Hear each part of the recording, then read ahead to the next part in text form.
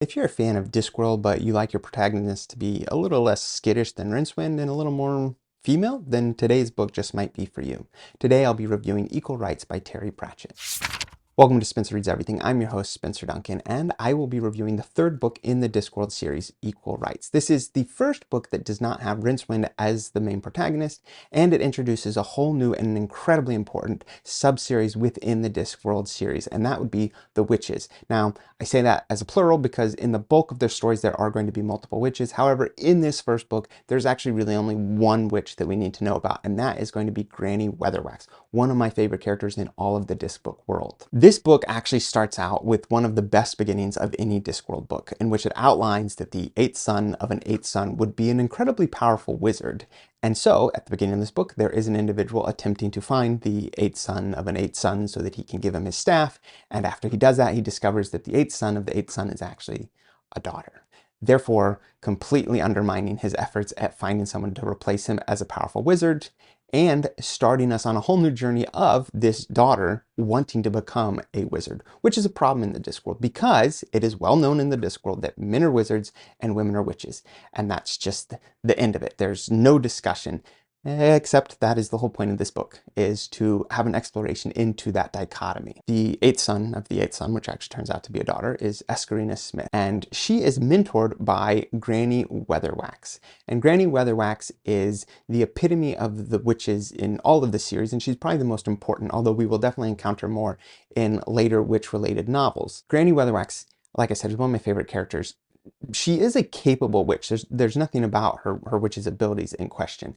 But what's really interesting about her is her approach to magic, and that is what she calls hedology. In other words, psychology. So she uses expectation, she uses reverse psychology, she uses conditioning. She gets people to think that she's a powerful witch because she wears a witch's hat everywhere she goes. That becomes a staple of her appearance so that people always associate her with being a witch. And she is a capable witch, but that is just a part of the way she approaches to using magic. And all throughout this series, you will see her using this mental mind games as a way to get people to either cave, to be afraid, to do what she wants them to do, but also she does use actual magic of some kind of supernatural ability. So that's not the extent of it, but that is definitely one of the most appealing elements of Granny Weatherwax and her whole approach to magic. And I really enjoy it because it also gives this perfect contrast to the wizards. I talked a lot in my first several videos about Unseen University and how it's a criticism of academia and this idea of philosophizing and just overthinking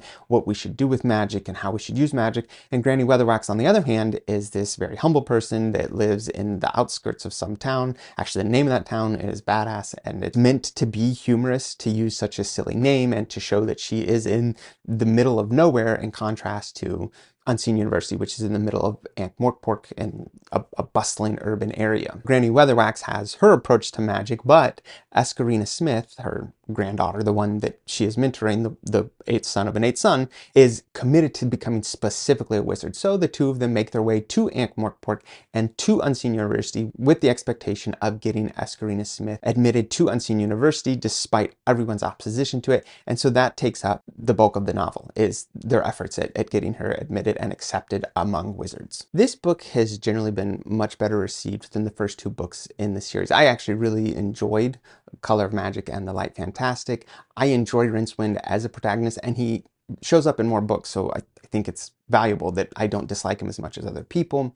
I do like the contrast. That's one reason why I promote reading these books in publication order. Although if you are not interested in reading them in publication order and you just want to do the sub-series, this is a great sub-series to get started with, especially if you want a female protagonist, because this is going to be the main series that involve any kind of females. And if you're not especially interested in them all being elderly witches like Granny Weatherwax, some of the other witches are younger, and you can see that if you go on to read more in this sub-series. They're not the only female characters. There are other books that have different female characters as the leads, but these are going to be the dominant ones, especially early on in the series. Another reason why I think people enjoy this sub-series more than the first two books in the series is because this is where it becomes clear that Terry Pratchett is not just satirizing fantasy as a whole, but he's specifically basically using fantasy to satirize society as a whole. So who is this book for? It's for fans of Discworld, and this is another great entry point. So if you are someone that is not interested in reading the whole series, or you don't know exactly how you want to tackle it, this is a great one to start with. Like I said,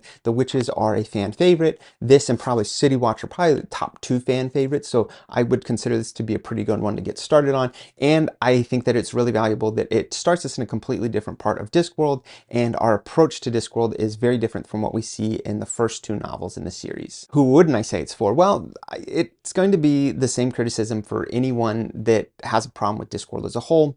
I don't think you would find this any different. It's going to use the exact same humor that we see basically through all of the Discworld books. It's going to use humor, satire, wordplay. It's going to make all sorts of society-related jokes, and it's going to play off of pop culture or just larger literary culture tropes, which is not for everyone. If that's not your style of humor, if that's not your style of fantasy, then this is no different, and this is not going to be for you either. Otherwise, I think this is a great book to get introduced into the Discworld if you did not already start with the first 2 books in the series. And if you've read the first 2 books in the series, I would recommend this being your 3rd book so that you are continuing in not just publication order, but so you're getting a little diversity and you're not just going entirely with the Rincewind storyline. And I think these are great characters that you get a new perspective on exploring Discworld in. Of course, I'm interested in what you guys have to say about Equal Rites, whether you think that it is one of the best books in the series, whether you are a big fan of The Witches as a subseries, or you actually think that you would push for someone to read a different subseries to start out with the Discworld at large. Of course, let me know in the comments. I look forward to seeing what you guys have to say, but don't forget to like, subscribe, turn on those notifications, and until next time, keep those pages turning.